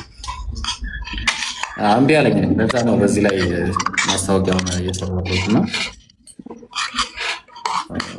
ጀማዓው ይሄን ይመስላል። እንግዲህ መቼ ነው ገብታችሁ ታዩታላችሁ። በቃ ይሄን ይመስላል። እሺ ለማንኛውም ውይይቱ በምን እንደሆነ ምናምን በኋላ ሳላህ ቪዲዮ ይልቀቅና እሱ ሲለቅ ታዩታላችሁ ምናምን ኢንሻአላህ። አሁን በቃ ፋይናሊ የሆነ እረፍት ልናደርግ ነው። በቃ ውይይት ሰዎች ከሆነ ጊዜ በኋላ እንትን ልናደርግ ነው ማለት ነው። እሺ በቃ ጥያቄ እናስተናግዳችሁ። ጥያቄ እስቲ አደራ ፈትዋ ምናምን እንዳትጠይቁን። አሁን ማስገባችሁ ልጆች። ሰላም አለይኩም ኢብራሂም። ወአለይኩም ሰላም ወራህመቱላሂ ወበረካቱ። ፈትዋ አይደለም ተጠይቀን ጉድ ሆነን ነው። ለምን ጉድ ትሆናላችሁ? ባድ አትሆኑ? ጉድ መሆን እኮ አሪፍ። ባድ መሆኑ ነው። የሆነች ልጅ ጠይቃን ገጠመኝ መልስ ስናጣ እናንተ ጋር በተደጋጋሚ ሞከርን። ያው እናንተም ቶሎ አልመለሳችሁልንም። ጥያቄው ምን ነበር መሰለህ? ልጅቱ የለችም። ገጠመኝ ስናወራ የሆነ ተከራክረን በዛ ገጠመኝ ነው እሷ ይሄንን መልስ እንትን ጥያቄ ያቀረበችልን። ምን የሚል ጥያቄ መሰለ? ከቁርአን ውጭ ነቢዩ መልእክተኛ መሆናቸውን የሚመሰክር ወይ ደግሞ የሚጠቅስ ጥቅስ ከቁርአን ውጭ ይዛትና በጣም ብዙ ነው ያለው። ይዛትናና አስረዳታለሁ። በጣም ብዙ ልጅ ይዛትናና አንድ ሺህ በስልክ ነው የምንገናኘው ከሷ ጋር። በቃ የኛ ስልክ ስታት። እሺ መልሱላት። እኔ ስልክን አስቀምጥልኝና እልክላታለሁ። ከዛ መልሱላት እናንተ። በዚህ ላይ ብትመጣ ግን ካንተ ጋር አሳላ እንደዛ ይሻላል። ማስረጃ እያሳየ ወላሂ አንችልማ። እኔ ያለሁት ሌላ ቦታ፣ እሷ ያለችው ሌላ ቦታ። በስልክ ነው የምንገናኘው ከሷ ጋር በኢሞ። ባለፈው ጥሩ እያወራን خلاص በሌላው ነገር ተማምነን ነበር። ነገር ግን ነብዩ መልእክተኛ መሆናቸውን ከቁርአን ውጭ የሚጠቅስ ጥቅስ ማንኛውም ጥቅስ ማለት ከዚህ በፊት ከነበሩ ነብያት የዛሬ 2 ሳምንት ማነው የዛሬ 3 ሳምንት ይሄን አስመልክቶ በጣም የሚገርም ውይይት አለን ይታያል። አንደኛው በሱ ዙሪያ ነው። የዛሬ 3 ሳምንት ተከታታይ ብላት ከቻለች ዛሬ ዩቲዩብ ላይ ብገባ ደግሞ አታጣም። የኔና አነስ ያቀረብ ነው ማለት ነው። እዛ ላይ ይኖራል መረጃ እዛ ላይ ይኖራል። ዩቲዩብ ላይ ፈልግ፣ ኢብራሂምና አነስ ብለህ ፈልግ። በቃ እዛ ውስጥ ሞክራለሁ። በተጨማሪ ደግሞ የምታገኝበትን ነገር እናንተ የምታገኝበትን ነገር ብትልክልኝ እልክላታለሁ። በዛ ትከታተላለች። ይሄ ነው በቃ እኛ ያለው ይሄ ነው። ስልክ ካለ በስልክ አይሆንም። ሳላ በስልክ ይሆናል።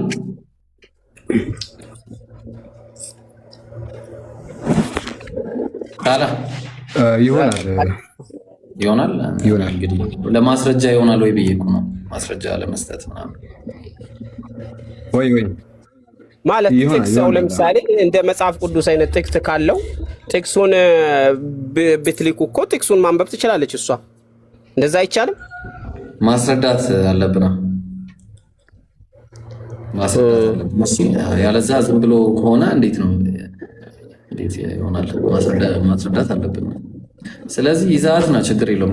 ብትችል አመቻች፣ እንደምንም አመቻች። ቲክቶክ እንድታወጣ ምናምን ከዛ ወይ እንድትመጣ ምናምን አድርጋት። እሺ ከቻልኩ እንደዛ አደርጋለሁ። ግን ካልሆነም ያው አሁን ትምህርቱ እዛ ላይ ካለ ዩቲዩብ ላይ ካለ ማለት አንዳንድ ሰው አለ ዝም ብሎ ለመከራከር ወይ ደግሞ ዝም ብሎ ለማውራት ሳይሆን ከልቡ ፈልጎ የሚከራከርና ከልቡ ፈልጎ መረዳት ፈልጎ የሚጠይቅ ሰው አለ። እንደዛ አይነት ሲሆን ነው እኔም ትኩረት ልሰጣት ተቻልኩት። እኛም እኮ ለዛ ነው ፊት ለፊት መጥቶ መነጋገሩ የተሻለ ነው የምንለው። ለምሳሌ ብዙ ቀን ሞክረናል። ከዚህ ከጓደኛዬ ጋር ሆነን ብዙ ቀን ሞክረናል። እናንተ ጋር ባለፈው ዩቲዩብን አሳያት። በቃ እሺ ሀቢቢ ዩቲዩብን አሳያት።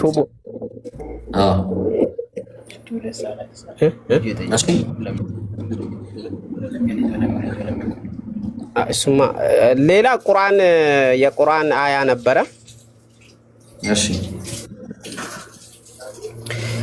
እንዴት አድርጎ ማመሳከር ይቻላል? ለምሳሌ እሱ ሳይሆን ያኛው አላህ አሁን ለምሳሌ ክርስቲያኖች እግዚአብሔር በአምሳያው ፈጠረን ይላሉ። እሺ ይሄ ደግሞ እኛ እንስማማበት። ሐዲስ ደግሞ አደምን በአምሳ ማለት በሱራው ፈጠረው። እሺ ልመልስልህ በቃ እሺ በአጭሩ ምንድነው ኢነላህ خلق አደመ على ሱረቲሂ ማለት ሱራ የሚለው ነገር የተፈለገበት ዑለሞች በሁለት አይነት መንገድ ፈተውታል። በምንድነው ሲባል የመጀመሪያው على ሱራ ማለት ፕላን ባደረገው መልኩ ማለት ነው። አላህ ፕላን ባደረገው መልኩ ምን አድርጎታል? ፈጥሮታል ነው። ግልጽ ነው። የመጀመሪያው ፕላን። ሁለተኛው ደግሞ على ሱረቲሂ ማለት አላህ ሱብሓነሁ ወተዓላ ለይሰ ከሚስሊሂ ሸይኡን ወሁወ ሰሚዑል በሲር አላህ እሱን የሚመስል አንድም የለም፣ እሱ ግን ሁሉን ሰሚና ተመልካች ነው።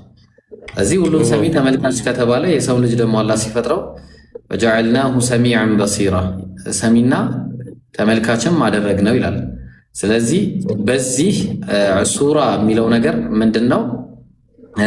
በመስማት ማየት በሚለው ነገር አላህ على ሱረቲሂ በእነዚህ ባህሪያቶች እንዲፈጠሩ ማድረጉን የሚያሳይ ነው ማለት ነው። ሁለተኛው እይታ። ስለዚህ ለምሳሌ የውመል ቂያማ ሰዎች ወደ ጀነት ሲገቡ አወሉ ዙምረትን የድኹሉነ አልጀና የመጀመሪያው ወደ ጀነት የሚገቡ ዙምራዎች ማለትም ሰልፈኞች በምን መልክ ነው የሚገቡት? على ሱረቲል ቀመር ለይለቱል በድር ማለት ነው። የለይለቱል በድር ዕለት የሆነውን አይነት የሚያበራ የሆነ የጨረቃ ምስል አይነት ሆኖ ነው የሚገቡት አለ። ያ ማለት ጨረቃ ሆኖ ይገባሉ ማለት ሳይሆን ልክ እንደ ጨረቃ አብሪ ሆኖ ይገባሉ ነው። ስለዚህ ኢነላህ ኸለቀ አደመ ዐላ ሱረቲሂ ሲባል ቅድም እንዳልኩ አላህ በባህሪው ያያል፣ እኛም እናያለን። ግን የአላህ ማየትና የኛ ማየት አንድ አይደለም። ግልጽ ነው። አላህ ይሰማል፣ የኛ መስማትና የአላህ መስማት አንድ አይደለም ነው። በምንም አይገናኝም። አላህ እውቀት አለው፣ የሰው ልጅ እውቀት አለው። እውቀታችን ግን በምንም አይነት የሚገናኝ አይደለም። ስለዚህ ሱራ የሚለው ነገር ከሁለት አንግል፣ አንደኛው ፕላን፣ ሁለተኛው ደግሞ እነዚህ ባህሪያቶችን የተመለከተ ነው ማለት ነው። ሌላኛው የክርስትናውን ስትመለስ አላህ ቁርአን ላይ አርሞታል። ምንድን ያረመው ሲባል እግዚአብሔርም ማለት ሰውን በመልካችን እንደ ምሳሌያችን እንፍጠር ብሎ ሲናገር አላህ ቁርአን ላይ ሲናገር ለመላኢካዎች እንዲህ ነው ያላቸው ወኢዝ ቃለ ረቡከ ሊልመላኢከቲ ኢኒ ጃዒሉን ፊል አርዲ ኸሊፋ፣ እኔ በምድር ላይ ተተኪን አድራጊ ነኝ ማለቱን አስታውስ። አላህ ለመላእክት እንግዲህ እኔ ነው እያለ ሲናገር የነበረው እኛ ብሎ አልተናገረም። ስለዚህ በመልካችን እንደ ምሳሌያችን እንፍጠር ሲል እንፍጠር ያለው ከብዙ አንግል ሊታይ ይችላል። እሱ ጋር የነበሩ ካውንስሎች አስመልክቶም ሊመጣ ይችላል። ሌላኛው ደግሞ አምላክ በመጀመሪያውኑ ኤሎሂም የሚለው ቃል ብዜት ስለሆነ ኤሎሂምም አለ ካለ ኤሎሂምም የሚለው ቃል ብዜት ከሆነ ለብዜቱ አለ ብሎ ከመጣ ይህን አለ የሚለውን ኤሎሂም የሚለውን እንደ ብዜት ካልተጠቀሙትና አምላክም አለ ብለው ከተጠቀሙበት እንግዲያውስ በዛኛውም ላይ ስትመጣ እንፍጠር የሚለውን ለነጠላ መሆኑን መቀበል አለበት ማለት ነው። ስለዚህ ማነው አብ ወልድ መንፈስ ቅዱስ አንድ አምላክ የሚል አስተምህሮ የለውም እዛ ላይ በመጀመሪያው ደረጃ ማለት ነው። ይህን ይመስላል። በቃ ጀዛከላ ኸይር። የአሁኑን ጥያቄ ዩቱብ ላይ እንፈልገዋለን፣ እንትኑ መልስ የሚሆነውን ነገር አንድ ሰው ሼር ያርግለት እዚህ ጋር ካለ ማለት ነው። ሼር አርጉለት ያጀማ አንዳችሁ። እኔና አነስ ባለፈው ያቀረብነው የፕሮፌሲ ውይይት አልነበረም? እሱን ሼር አርጉለት። እሺ በቃ ሼር አርጉልኝና ከሱ ገብቼ እንትን ማለት ይችላል። ነቢያት መንገድ ላይ እኮ አለን ቴሌግራም የነቢያት መንገድ ብለህ ሰርች አድርግና እዛ ላይ አለ። ሊንኩን መላክ አትችሉም? አንዳችሁ ላክለት ጀማ።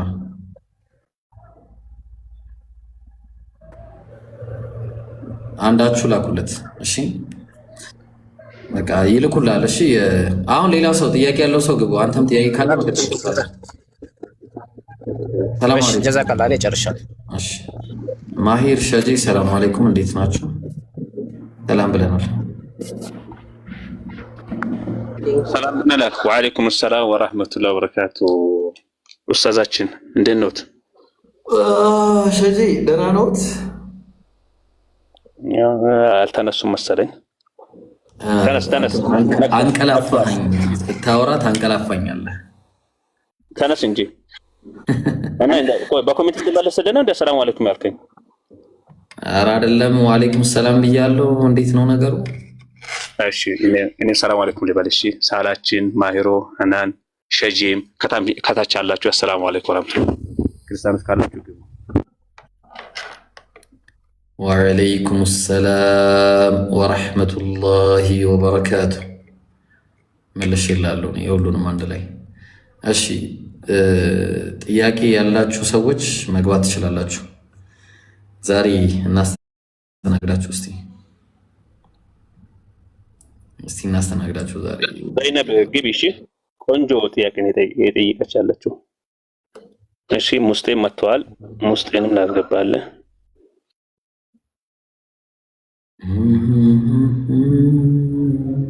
ሐናን ሰላም አለይኩም። አለይኩም ሰላም። እንዴት ነሽ? አልሐምዱሊላህ። ሰላም አለይኩም ብያለሁ። ኤቭሪባዲ። ወአለይኩም ሰላም ወራህመቱላሂ ወበረካቱ ብዬልሻለሁ። ኤቭሪባዲ። እሺ ሰው ፋይናሊ እንግዲህ እንደሰማችሁት ነው። ፋይናሊ ትልቅ ዲቤት ይኖረናል የዛሬ 3 ሳምንት። አልሐምዱሊላህ ወሊላሂ አልሐምድ ወልሚና። ከባድ ደስ የሚል የሆነ ፋይናሊ አረፍን ማለት ነው። ትልቅ እረፍት አገኘን። እንግዲህ የሚቀር ማንም የለም በእርግጠኝነት ጥሩ የሆነ ዲቤት ነው የምናየው።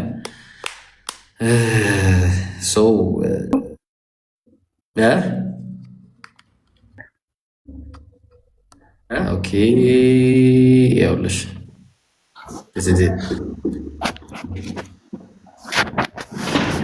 እንግዲህ አላህ ካለ ፋይናሊ ጥሩ ነገር እናገኛለን ብለናል። እንግዲህ በደንብ አሰራጩት። ሰዎችም የማይቀርበት ቀን ነው። መቼ ነው? የዛሬ 3 ሳምንት። መቼ ነው? የዛሬ 3 ሳምንት አስባችሁታል? የዛሬ 3 ሳምንት ማለት ነው። እና ኢንሻአላህ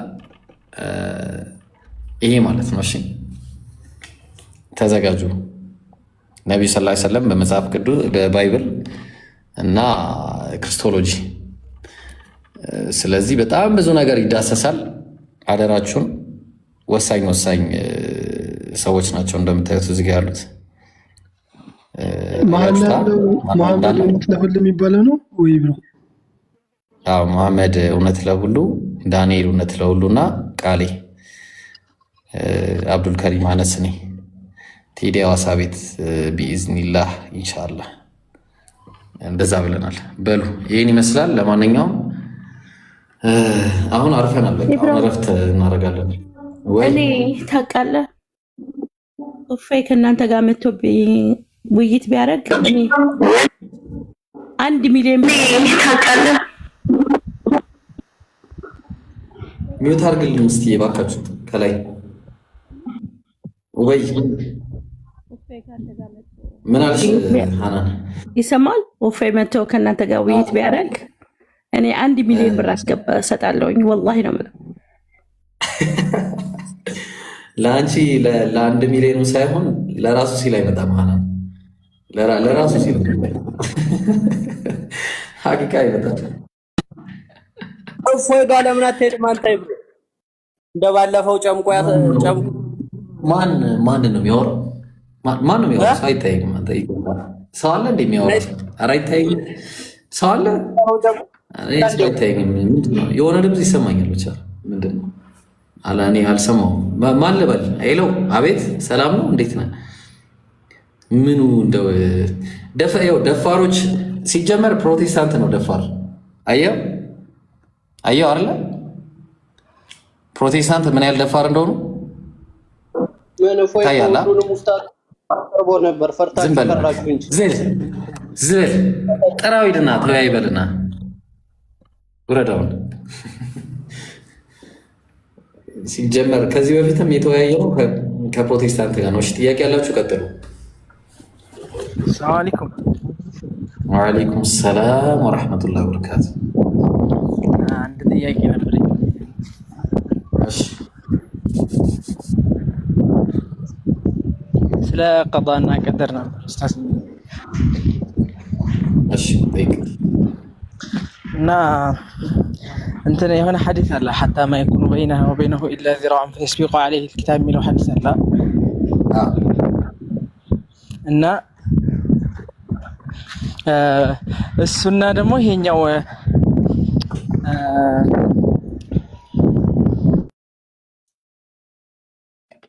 እሺ እንቀጥል እንጂ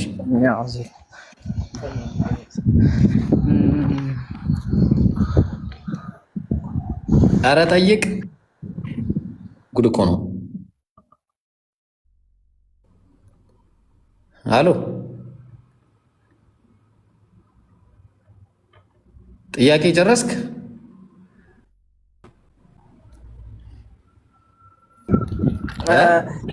ሐዲስ ጠፋኝ። ይሄኛውና ሁለቱ ሐዲሶች ተጋጭተውብኝ ምንድነው? ያኛውን ካልነገርከኝ እንዴት እነግርሃለሁ? እሺ እኔ ያኛውን ልንገርህ። ለማንኛውም አንደኛውን ልንገርህ። እሺ ምን ይላል? አንተ ይሄኛውን ሐዲስ አላየኸውም እና ምንድነው ይሄ የሚለው ሐዲሱ ሰሂህ ሙስሊም 112ኛ ቢ ላይ أن رسول الله صلى الله عليه وسلم قال إن الرجل لا يعمل عمل أهل الجنة يجنة سوتش يمسروا تنسرا يسرا لند سو فيما يبدو للناس من على ለሰዎች ግልጽ በሚያረገው ነው የሚሰራው። ለሰዎች ምን በሚያረገው? ግልጽ በሚያረገው። ወሁወ ሚን አህሊ ናር፣ እሱ ግን ያው የጀሃነም ሰዎች ስራ ነው። በቃ የጀሃነም ሰው ነው። ለሰዎች በሚያሳየው የምን ስራ ነው የሚሰራው? የጀነትን ሰዎች የሚሰሩትን ስራ ይሰራል ለሰዎች። ፊማ የብዱ ሊናስ ነው። ግን በድብቅ ምን አይነት ስራ ነው የሚሰራው? የጀሃነም ሰዎችን ሰው የሚሰሩትን ስራ ይሰራል። ለዛም ቀጠልና ወኢነ ረጁለ፣ ከዛ ሌላ ልጅ ሰው አለ ደግሞ ለያዕመሉ አዕመለ አህሊል ናር፣ የጀሃነም ሰዎች የሚሰሩትን ስራ ይሰራል። ለምን? ፊማ የብዱ ሊናስ፣ ለሰዎች ግልጽ በሚያደርገው። ወላኪን ግን ተውባ ያደርጋል ቤቱ። ወሁወ ሚን አህሊል ጀና፣ ይሄ ሰውዬ ግን የጀነት ሰው ነው አሉ። ለምን? ቤት ሄዶ ተውባ ያደርጋል፣ ወደ አላህ ይመለሳል፣ አላህን ይታረቃል ማለት ነው። ግልጽ ነው። ስለዚህ ፊማ የብዱ ሊናስ አልሐዲስ፣ ሐዲሶች ያው አንደኛው ሌላኛውን ስለሚፈስር ማለት ነው። ግልጽ ነው።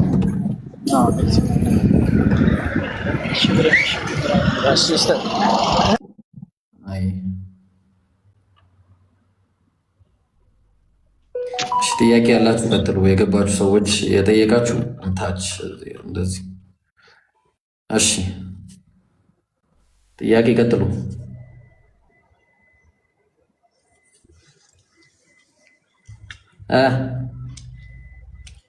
አጠይቁም ላውርዳችሁ ተራ በተራ። መኪ አለሽ አለ። ሰላም አለይኩም ኡስታዝ። ወአለይኩም ሰላም ወራህመቱላህ። እሺ ቀጥይ። እንትን ጥያቄ ነበረኝ ስለ ኢሳ አለይሂ ሰላም። በእነሱ መጽሐፍ ቅዱስ ላይ ያለው ያቺ ለ3 ዓመት ያስተማረው አስተምህሮ ምናምን ነውና ብዙ ጊዜ የኛ ልጆችም ስለ ኢሳ አለይሂ ሰላም ምንም የህይወት ታሪክ ምንም ነገር የለም ማስረጃ የላችሁም ሲባል ሰማለሁ። እና የኛ ላይ በእኛ በቁርአን ምንድነው ያለ ነገር አለ ስለ ኢሳ አለይሂ ሰላም? የሌለ ነገር አለ? ኢሳ አለይሂ ሰላም ያው አላህ የሚጠቅመንን ነግሮናል። ከድንግል መወለዱ፣ መርየም ስትወልደው ዘንባባይቱ ዛፍ አጠገብ መወለዱ፣ ከዛ እኔ የአላህ ባሪያ ነኝ ነብይም አድርጎኛል መጽሐፍንም ሰጥቶኛል ማለቱ፣ የአላህ መልእክተኛ መሆኑን ነቢያችን ሰለላሁ ዐለይሂ ወሰለም በእሱ በነበረበት ወቅት ላይ በትንቢት ተናግሮ እንደነበረ ከጭቃ የወፍ ቅርጽን እንደሚፈጥርና አላህም ያንን ወፍ እንደሚያደርግለት፣ ሙታንን በአላህ ፍቃድ እንደሚያስነሳ፣ የተለያዩ ተአምራቶችን በአላህ ፍቃድ ይሰራ እንደነበረ፣ እንዲሁም የቅያ ማለት እንደሚጠየቅና መጥቶ እንደሚሞት ሁሉም አህለል ኪታብ የተባለው ሁሉ በእሱ እንደሚያምን፣ አለመሰቀሉ አለመገደሉ ባይሆን በእሱ ቦታ ሌላ ሰው ተሰቅሎ እሱን አላህ አመሳሰለባቸው ሳይሆን ሰዎቹ ተመሳስሎባቸው ሌላ ሰው እንደገደሉና አላህ የቂያ ማለት ቂያማ ቀን በሚደርስበት ወቅት ላይ መጨረሻው ጊዜ ሳይደርስ ያው ሰዓቲቷ ሳትቆ ምድር ላይ መጥቶ ለማንኛውም ሰው 40 ዓመት ኖሮ ከዛ ተቀብሮ ሞቶ ተቀብሮ ከዛ በኋላ ይሰገድበትና እንደ ማንኛውም ሰው የቂያ ማለት ይነሳል ማለት ነው። የዛ ቀንም አላህ ይጠይቀዋል። አንተ ቁልተ ሊናስ፣ ለሰዎች እንዲህ ብለህ አስተምረ ነበር ኢተኺዙኒ ወኡሚ ኢላሂኒ ሚን ዱኒላህ፣ በዛን ከአላህ ውጭ ሁለት አማልክቶች እናትህንና አንተን አምልኩ ብላቸው ነበር እንዲህ የሚል ጥያቄም አላህ ይጠይቀዋል። ስለዚህ በጣም ብዙ ነገር ተዘርዝሯል። ኤኒዌይስ ከብዙ በጥቂቱ ይሄን ይመስላል። እሺ ግን አሁን የኔ ጥያቄ ምን ነበር?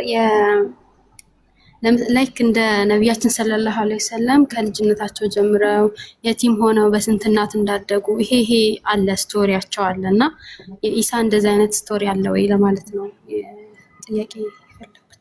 እኛ የኢሳ ስቶሪ እኮ ምንም አይሰራልም። በነገሮች ላይ እኛ የነቢዩ መሐመድ ኡማዎች ነን። የነቢዩላህ ኢብራሂም ብለሽ ለምን አትጠይቂም? የነቢዩላህ ዳውድ ለምን አትጠይቂም? የነቢዩላህ ኑህን ለምን አትጠይቂም? የነዚህ ሁሉ ነቢያት ታሪክ እያንዳንዱ ይዘገብ ነው እያንዳንዱ ነገር። ምክንያቱም አንደኛው ከሌላኛው የሚበላለጥ አይደለም። ሁሉም ነቢያት እኛ ዘንድ እኩል ናቸው። ስለዚህ እኛ የነቢዩ ኡማ ስለሆንን በዚህ ዘመን ላይ እሳቸውን ነው መከተል ያለብን። ሙሳን አንከተልም፣ ዒሳንም አንከተልም። የምንከተለው ነቢዩ ነው። ዒሳ ራሱ በዚህ ሰዓት ቢኖር የነቢዩን ሰለላሁ ዐለይሂ ወሰለም መንገድ ነው የሚከተለው። ምክንያቱም እሳቸው የመጨረሻው ነቢይ ናቸው። ሙሳም ቢኖር ነቢዩም እንዳሉት ነቢያችን ሰለላሁ ዐለይሂ ወሰለም እንዳሉት ማለት ነው። ስለዚህ አንድን ታሪክ አላህ ከፈለገ ይነግረናል። የሚያስተምረን ነገር ካለ የሚጠቅመን ነገር ይነግረናል። እያንዳንዱን ሁሉ ነገሩን መናገር ዩሱፍ አለ ሲባል ሁሉ ታሪኩ አለ ማለት ነው። ሁሉም ታሪኩ የለም፣ የሚጠቅመንን ያስቀምጠው አላህ። ስለዚህ የሚያስቀምጥልን ታሪኮች ለእኛ የሚጠቅመንን ነው። ከዒሳ የሚጠቅመንን ታሪክ አስቀምጦልናል። ከዩሱፍም ከሙሳም ከነዚህ ሁሉ የሚጠቅመንን ታሪኮች አስቀምጦልናል። ስለዚህ ነሰሰሪ አይደለም ነው እያልኩሽ ያለሁት። ግልጽ ነው? አዎ ገባኝ። ማለት እኔም መኖር አለበት የለበትም ለምን የለም ሳይሆን የለም ሲባል ሰምቻለሁ እና አለ ወይስ የለም ሚለውን የነገርኩሽ እነዛ የነገርኩሽ አሉ። ምንድነው አሁን ከዚህ ግብሽ ምንድነው የፈለግሽው? አለ ወይስ የለም ሚለው ምንድነው መጨረሻው? መጨረሻው ወይስ እንደዚሁ ነው? እንደዚህ ማለት ስቶሪ መኖርና ለመኖሩን ለማወቅ ነው። በቃ ለማወቅ ሆነ የነገርኩሽ ነው። ግን ችግር አለ የምትይ ከሆነ ነገርኝና ችግሩን ላስረዳሽ። ኧረ ምንም ችግር የለም። እኔ እነሱ ጋር ለካፊሮቹ እንደዛ እንላለን። ምንም አይነት ስቶሪ የለም የኢሳ። ምክንያቱም 30 ዓመት ሙሉ የት ነው እንዴት ነው ለሚለው ጥያቄ መልስ የላችሁም እንላቸዋለን እነሱ። ለእኛ ግን ለነቢያችን ሰለላሁ ዐለይሂ ወሰለም ከልጅነታቸው ጀምሮ ያለው ስቶሪ አለን፣ ተዘግቦልናል፣ ተነግሮናል። ሙሉ ነው የእሳቸው ታሪክ ብለን ማውራት እንችላለን። እንዴት ነው ያንን አለ ወይስ የለም የሚለውን እርግጠኛ ለመሆን ፈልጌ ነው። እንደዛ ነው በቃ። እሺ ጀዛከላ። ምንም ቢኖርም ባይኖርም የሚጎዳንም የሚጠቅመንም ነገር የለም። የሚጠቅመንን አላህ ነግሮናል። እሺ ሌላ ጥያቄ ያለው ሰው ቀጥሉ። እሺ ጀዛከላ። ወአለይኩም ሰላም ወራህመቱላሂ ወበረካቱ። ጥያቄ ነበረኝ። እሺ ፊቅህና አቂዳ ምንድን ነው ልዩነቱ? ፈትዋ ጥያቄ ሌላ ቤት ታች ተወርወር። ወሰለላሁ ዐላ ነቢይና ሙሐመድ ወዐላ አሊሂ ወሰሕቢሂ አጅመዒን። እሺ ሌላ ጥያቄ። ሰላም አለይኩም ኢብሮ። ጥያቄ። ወአለይኩም ሰላም ወራህመቱላሂ ወበረካቱ። ኢብሮ ሰው ጠይቆኝ ነበርና አንድ ጥያቄ እኔ ለመመለስ ሞክሬያለሁ፣ ግን የበለጠ አንተ ብታብራራለት ብዬ ነው። አጠገብህ አለ? አሁን አጠገቤ የለም። እሺ ችግር የለውም ጠይቅሽ። እና በእናንተ አለኝ ኢሳ ካልተሰቀለ ወይም ወደ አላህ ካረገ የተሰቀለው ሰው ከየት መጣ ነው ያለኝ። ከየት መጣ? ከጉርጓድ ውስጥ እሱ ካረገ ከየት መጣ ይለኛል። በቃ ሌላ ሰው የሆነ ሰው ወስደው ሰቀሏ። እኔ ምን አውቃለሁ ከየት እንደመጣ ማን እንደሆነ አናውቅም። እነሱ ራሳቸው ያውቁትም። አይታወቅም ማለት ነው። የሆነ ሰው ተሰቅሏል። ማን? ኧረ አይታወቅም። የሚታወቅ ነገር የለም። ኢየሱስ ተሰቅሏል የሚለው ውሸት ነው። ባይብል እሱማ ስነግረው ጊዜ እሱ ካረገ የተሰቀለው ሰው እንዴት ነው? አንዳንድ ቦታ ላይ እኛ ምን አገባን ስለተሰቀለው ሰው? እኔ ምን አገባኝ? አላህ አልተሰቀለም አለኝ። ለምን ድመት አይሰቀልም? በቃ ዒሳ አልተሰቀለም ካለ አለቀ በቃ። እነሱ አጌነስቴረስ ላይ ብንሄድ በእነሱ ዘመን በነበረ ወቅት ላይ ምን እያለ ይናገራል? በእሱ ቦታ ሳይመን ተሰቅሏል ይላል። እንደገና ቁርአን ላይ ስትመጣ ቁርአን ተፍሲር ላይ ስትመጣ ገሪብ ናቸው እነዚህ። ምንም መሰረት የሌለው ተቀባይነት የሌላቸው ውድቅ ሐዲሶች ስለሆኑ አልናገራቸው። ስለዚህ ምን አገባን? ማንም ይሰቀል። የሆነ ሰው ግን ተሰቅሏል በቃ በሱ ቦታ። አላህ አመሳሰለበት አላመሳሰለበትም። የሰቀሉት ማናቸው? ሮማውያን። ስለዚህ ሮማውያን ደግሞ ሲሰቅሉት አያውቁትም። ሮማውያን ኢየሱስን አያውቁም። ስለዚህ የማያውቁትን ሰው የሆነ ሰው ሰቅለዋል ማለት ነው። ማንን እንደሆነ አይመለከተኝም እኔ። ግልጽ ነው አይደለ ሐቢቢ? የት ሄደ እንዴ? እሺ ሌላ ሰው አስገቡ። መኪ ያለሽ ወይስ ጠይቅሻላችሁ? ከጠይቅሽ ታች ማሂር ቁጥር እያሳየኝ ነበር። አይ ትንሽ ልጁ ኢንቴንሽኑ ጥሩ ስለነበረ እዛ ላይ ኢብኑ ከሲር ያስቀመጠው ሀሳብ አለ። ሰውየው ሮማውያን ያጠፋ ሰው ሰቅለዋል የሚል ሀሳብ አለ። ግን ምንድነው ፖይንቱ? ልክ ኢብሮ እንዳለው ትንሽ ኢብሮ አናደዳችሁት። ገና ሳይወልድ እኮ በቃ ምንድነው ፖይንቱ? እኛን ረቢስሚላ ነውን ቅጅም ባለ ቅድም ስከትፍ ከትፍ በቃ ያጭት እና ምንድነው ያ የተሰቀለው ሰው ማንን ሰቀላችሁ ተብለው የሚጠየቁት እዛ የሰቀሉ አካላቶች ናቸው። መጠየቅ ካለባቸውም እነሱ ናቸው የሚጠየቁት ነው ፖይንቱ። እነዛ የሰቀሉት አካል እነሱን ማንን ሰቀላችሁ ተብለው መጠየቅ አለባቸው። ይህንን ያስቀምጣል ተፍሲሮች። ሲቀድም ደግሞ ቅድም መኪ ያነሳቸው ሀሳብ ነበረ ይብሎ የዒሳ ዓለይሂ ሰላቱ ወሰላም ታሪኩ ምናምን የሚል ሀሳብ አንስታ ነበርና ታሪኮች ቁርአን ላይ ሲቀመጡ እኛን በሚያስተምሩን መልክና ልክ አላህ ሱብሓነሁ ወተዓላ ያስቀምጣቸዋል። ለምሳሌ ሰፋ ባለ መልኩ የነቢላህ ዩሱፍ አለ። ከነቢላህ ዒሳ ዓለይሂ ሰላቱ ወሰላም ታሪክ ደግሞ እኛን በጣም ሊያስተምረን የሚችለው ይሄ የወለደችበት መንገድ፣ እናቱን ያዳነበት መንገድ ምን አይነት ተጽዕኖ እንደነበረ እሷ ላይ ስለሆነ ያንን ነገር አምላካችን አላህ ሱብሓነሁ ወተዓላ ከሌሎች መጽሐፎች በተለየ መልኩ በሚያምር ፍሎ ባለ መንገድ ታሪኩን ነግሮናል። ከዛ እንማራለን። ከያዕቆብ ታሪክ እንማራለን። ያዕቆብ ምን አይነት ትዕግስት እንደነበረው እንማራለን። ከኢብራሂም እንማራለን። አላህ ሱብሓነሁ ወተዓላ ለእኛ የሚጠቅመንን ነገር ያስተምረናል እንጂ ዝም ብሎ የታሪክ መጽሐፍ አይደለም።